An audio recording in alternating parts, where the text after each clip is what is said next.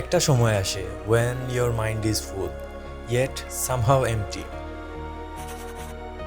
You keep creating, keep working, keep moving until one day you realize কোথায় যেন তুমি নিজেকেই হারিয়ে ফেলেছ। আমিও ঠিক সেভাবেই নিজেকে হারিয়ে ফেলেছিলাম। তাই এবার নিজেকে আবার খুঁজে পাওয়ার আশায় চলে এসেছি টাঙ্গুয়ার হাওরে।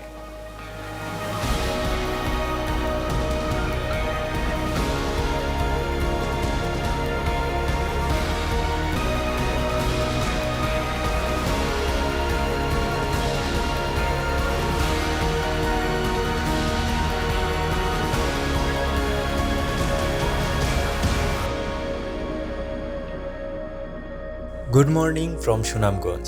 সকাল থেকেই বৃষ্টি হচ্ছে। বৃষ্টির মধ্যে আমরা সিলেট থেকে রওনা দেই সুনামগঞ্জের উদ্দেশ্যে।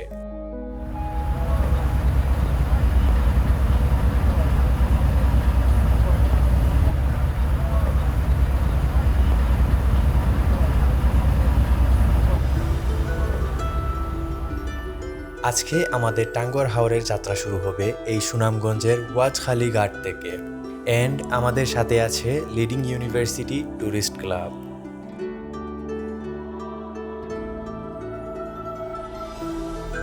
আমরা হাউস বোটে ওঠার পর প্রথমেই রুমে গিয়ে ফ্রেশ হয়ে নেই। রুমটা যথেষ্ট বড় ছিল আর অবভিয়াসলি খুবই সুন্দর।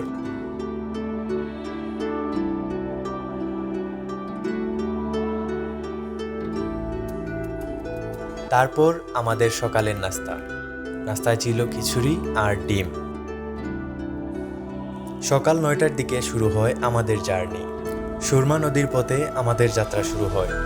আর আমাদের যাত্রা সঙ্গী হচ্ছে জল সাফারি।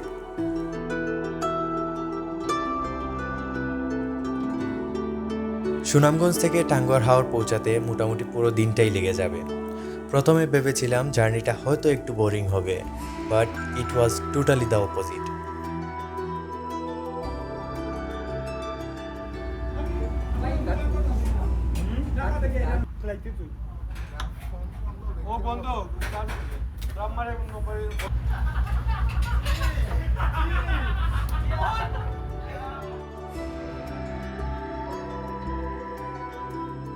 দুপুর 2টার দিকে আমাদের লাঞ্চ দেওয়া হয়। হাউস বোটের ডেকে বসে খাওয়া আর বন্ধুদের আড্ডা, লিটারেলি লাইফ লং মেমোরিজ। আমরা যখন ধীরে ধীরে হাওরের দিকে এগিয়ে যাচ্ছিলাম, we so the mountains of Meghalaya and in that moment it felt like আমরা আর সুরমা নদীতে নেই, আমরা এখন টাঙ্গুয়ার হাওরে প্রবেশ করেছি।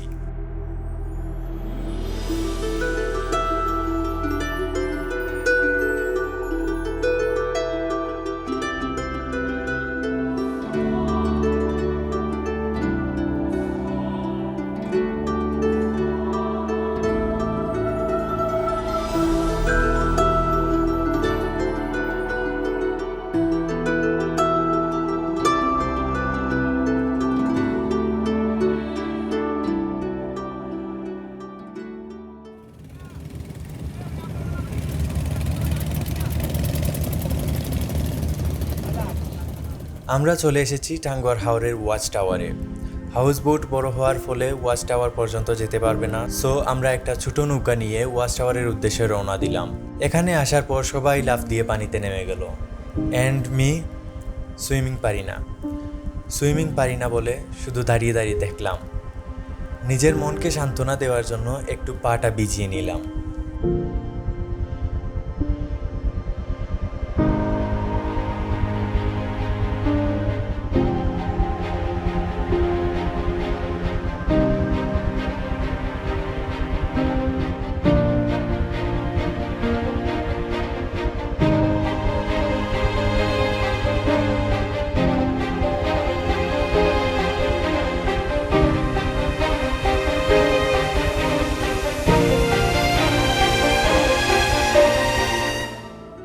প্রায় 30 থেকে 40 মিনিট এখানে কাটানোর পর আমরা আমাদের জল সাফারিতে আবার ফিরে এলাম।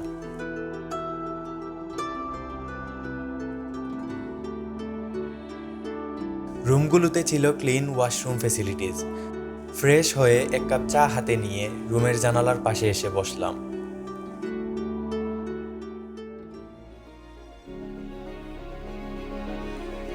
জানালার ওপাশে শুধু জল, মাথার উপরে বিশাল একটা আকাশ। সেই মুহূর্তেই বুঝলাম কিছু অনুভূতির কোনো বাসা হয় না। হাওরের বাতাস যখন বুক ভরে নিঃশ্বাস নিতে শেখায় তখন মনে হয় আমি বেঁচে আছি। হয়তো জীবনের সবচেয়ে বড় প্রাপ্তি সবসময় বড় কোনো অর্জন নয়। কখনো কখনো এক কাপ গরম চা, একটা গভীর নিঃশ্বাস আর প্রকৃতির সাথে কাটানো কিছু নীরব মুহূর্ত মনে করিয়ে দেয় জীবন শুধু কাটিয়ে দেওয়ার জন্য নয়, অনুভব করার জন্য। আর সেই মুহূর্তেই মনে হচ্ছিল, হ্যাঁ, আমি সত্যিই বেঁচে আছি।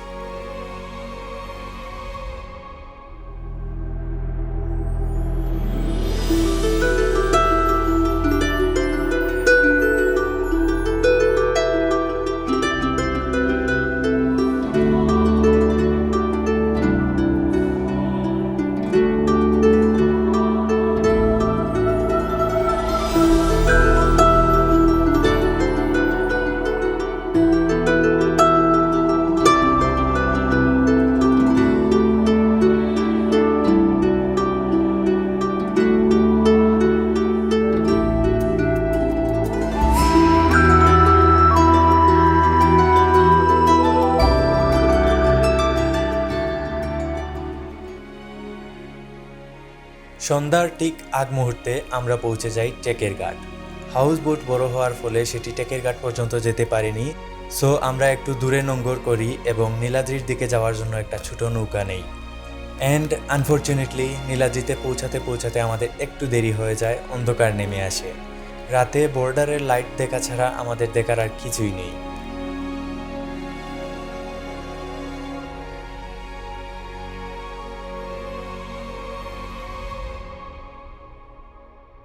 পরের দিন সকালের টেকের ঘাট।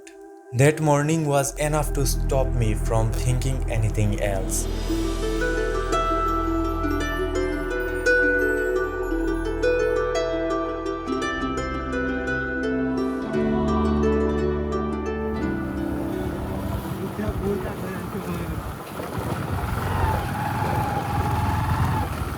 আমরা টেকের ঘাট থেকে একটা বাইক নিয়ে চলে যাচ্ছি লাকমাছড়া।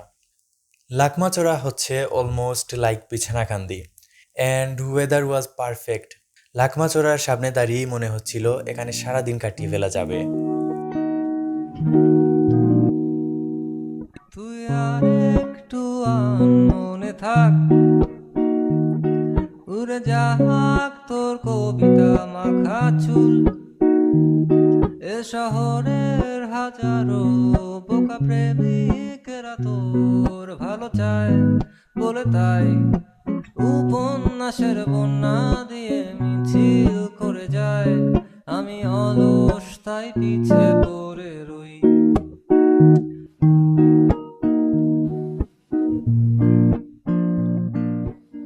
তারপর আমরা চলে আসি নীলাদ্রি লেকে। নীল পানি, সামনে মেঘালয়ের পাহাড়, লিটারেলি লুক লাইক আ পেইন্টিং।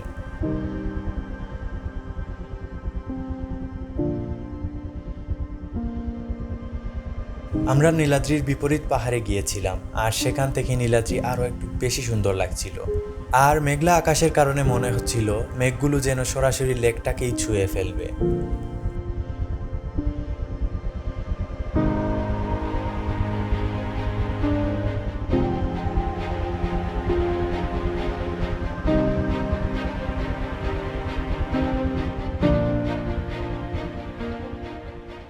তারপর আবার শুরু হয় আমাদের ফেরার যাত্রা।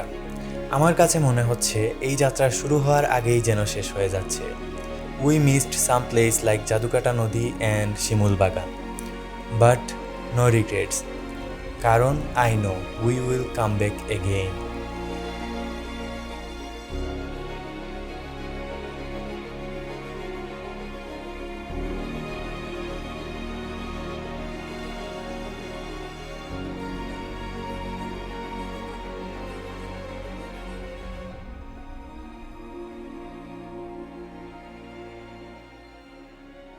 I don't travel just to visit a place.